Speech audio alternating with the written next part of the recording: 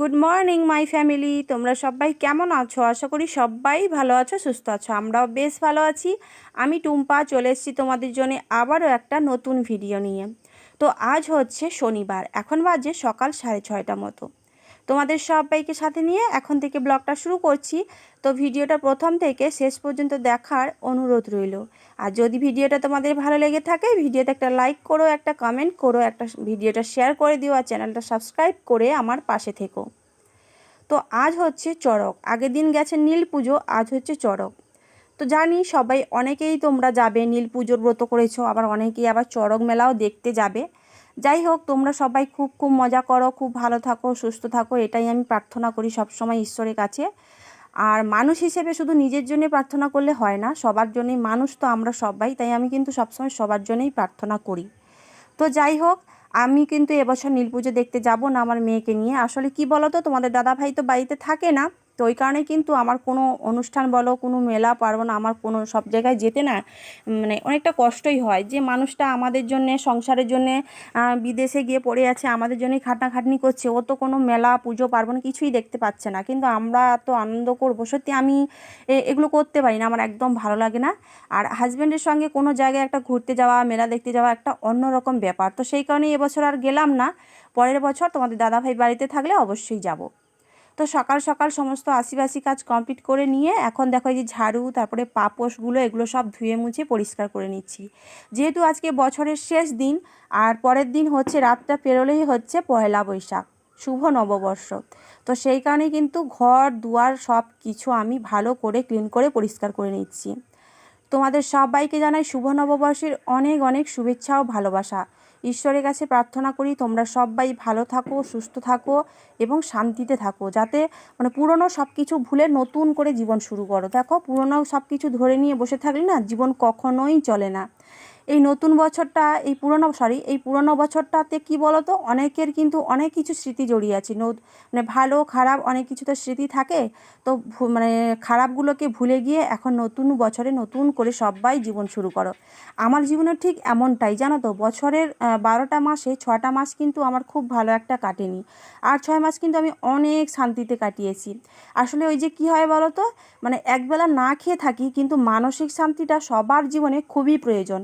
তো আমি কিন্তু 6 মাস মানে পুরো 100% আমি মানসিক শান্তি পেয়েছি।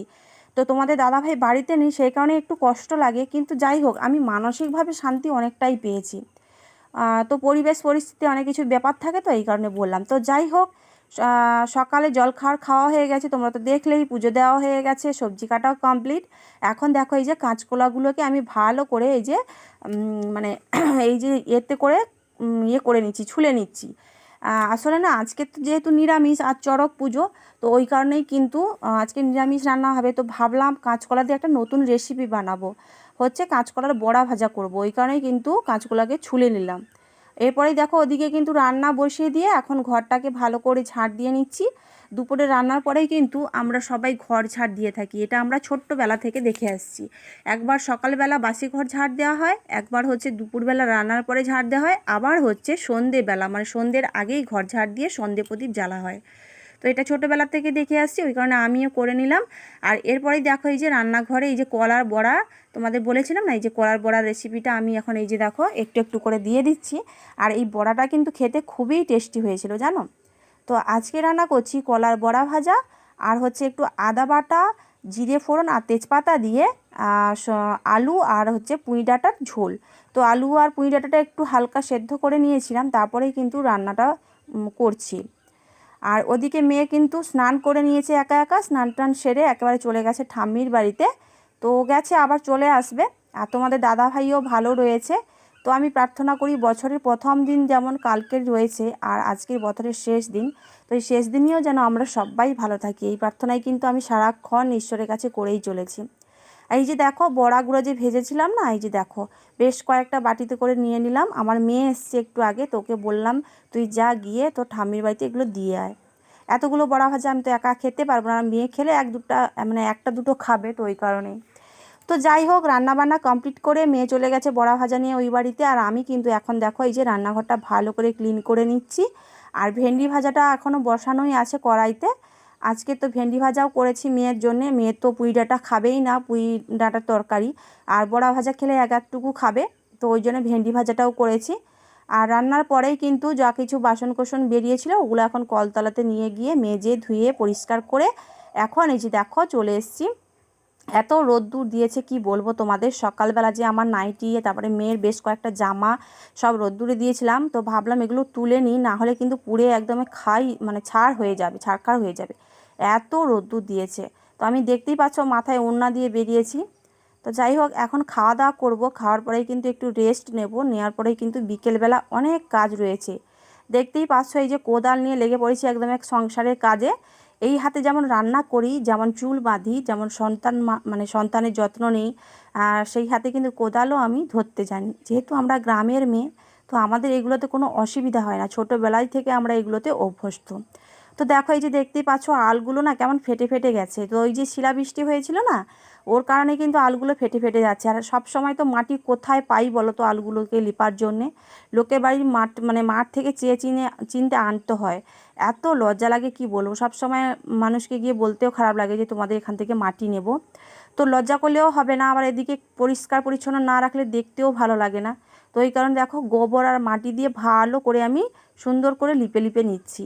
দেখতে কিন্তু খুবই সুন্দর লাগছে। আসলে কি বলো তো, মাটির ঘর না, যতই লেপা মোছা করে রাখবে ততই কিন্তু দেখতে সুন্দরই লাগে। তো যাই হোক এখন আমি একটু একটু করে লিপে নেব। আর ওদিকে কিন্তু সন্ধেঘরের কাজ আমি আগেই কমপ্লিট করে নিয়েছি, নিয়ে কিন্তু জলও নিয়ে চলে এসেছি বিকেলবেলা, নিয়ে এসেই কিন্তু এই যে লেপা মোছার কাজে লেগে পড়েছি।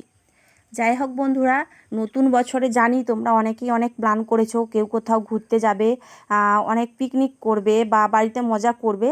তো পরের দিন যেহেতু নববর্ষ, তো ওই কারণেই কিন্তু সবাই ঈশ্বরের কাছে প্রার্থনা করো যে সবাই যেন ভালো থাকে, সুস্থ থাকে, আর সবার জীবনটা যেন নতুন করে শুরু হয়। তোমরাও প্রার্থনা করো, আমিও প্রার্থনা করছি, সবাই ভালো থাকবে, সুস্থ থাকবে, এই প্রার্থনা আমি বারবার করি আর তোমাদের বারবারও বলছি। তো যাই হোক সন্ধে ঘরে কাজ কমপ্লিট করে সন্ধে প্রদীপ জ্বালিয়ে মেয়েকে একটু পড়াতে বসেছিলাম। তারপরে কিন্তু এই যে চলে এসে দেখো গোলা রুটি বানাতে। আজকে রাতের খাবার হচ্ছে গোলা রুটি আর একটু সুজি। তো এটাই হচ্ছে রাতের খাবার। তো চলো বন্ধুরা, আজকে ব্লগটা কিন্তু এখানেই শেষ করছি। ভিডিওটা যদি তোমাদের ভালো লেগে থাকে, চ্যানেলটা সাবস্ক্রাইব করে আমাদের পাশে থাকবে, আর পাশে থাকা বেল আইকনটা অন করে দেবে। চলো তোমরা সবাই ভালো থাকবে, সুস্থ থাকবে, দেখা হচ্ছে আবার নতুন একটা ভিডিওতে। Good night, tata.